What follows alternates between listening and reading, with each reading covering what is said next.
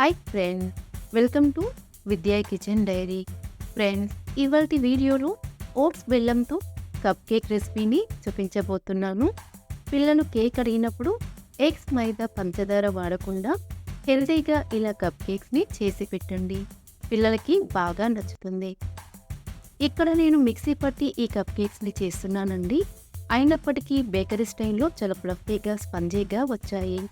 అంతేకాదు టేస్ట్ కూడా చాలా బాగున్నాయి. మరి ఎంతో టేస్టీగా ఉండే ఈ ఓట్స్ కేక్ని సింపుల్గా చేసుకునే ఆ ప్రాసెస్ ఏంటో చూద్దామా?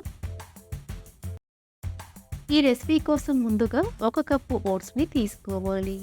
గ్రామ్ వైజ్గా చెప్పాలంటే ఇవి 100 గ్రామ్స్ వరకు ఉంటాయి. ఇలా తీసుకున్న ఓట్స్ని మిక్సీ జార్లోకి తీసుకోవాలి. తర్వాత ఇందులోకి 1/2 కప్పు బాదం పప్పుని తీసుకొని ఎక్కడ బరక లేకుండా ఫైన్ పౌడర్లా గ్రైండ్ చేసి తీసుకోవాలి. తర్వాత ఇందులోకి 1/2 cup cocoa powder, 1/2 cup refined sunflower oil, 1/2 cup పెరుగు, 1/2 కప్పు బెల్లం పొడి. తీపి కాస్త ఎక్కువ కావాలి అనుకుంటే 2 టేబుల్ స్పూన్ల బెల్లం పొడిని ఎక్స్ట్రాగా తీసుకోవచ్చు. 1/2 కప్పు కాచి చల్లార్చిన పాలు, 1 teaspoon baking powder, 1/2 teaspoon baking soda, 1/2 teaspoon vanilla essence, 1 teaspoon నిమ్మరసాన్ని తీసుకొని మధ్య మధ్యలో ఆపుకుంటూ 3-4 నిమిషాల పాటు గ్రైండ్ చేసుకోవాలి. బ్యాటర్ని ఇలా స్మూత్గా గ్రైండ్ చేసి తీసుకోవాలి. కేక్ బ్యాటర్ మరీ గట్టిగా కాకుండా, మరీ పల్చగా కాకుండా ఇలా మీడియం థిక్నెస్తో ఉండాలి.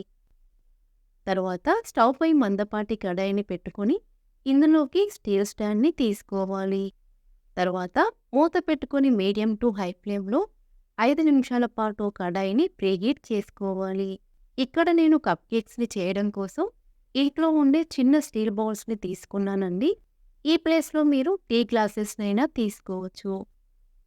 ఇప్పుడు ఈ బౌల్స్కి కొద్దిగా ఆయిల్ని కానీ లేదా బటర్ని కానీ అప్లై చేసి తీసుకోవాలి.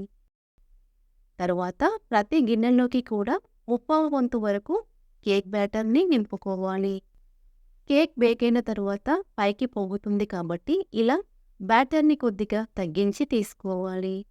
తర్వాత పైనుండి సన్నగా తరిగిన బాదం ముక్కలతో గార్నిష్ చేసుకోవాలి. ఇలా రెడీ చేసుకున్న కేక్ బౌల్స్ని పక్కనుంచుకోవాలి. 5 నిమిషాల పాటు ప్రీహీట్ చేసుకున్న తరువాత కడాయిలోకి ఇలా స్టీల్ ప్లేట్ని పెట్టుకోవాలి. ఇప్పుడు రెడీ చేసుకున్న కేక్ బౌల్స్ని ప్లేట్ పై ఇలా జాగ్రత్తగా సెట్ చేసుకోవాలి. తర్వాత మూత పెట్టుకొని లో టు మీడియం ఫ్లేమ్లో ఈ కప్ కేక్స్ని 20 నుంచి 25 నిమిషాల పాటు బేక్ చేసుకోవాలి.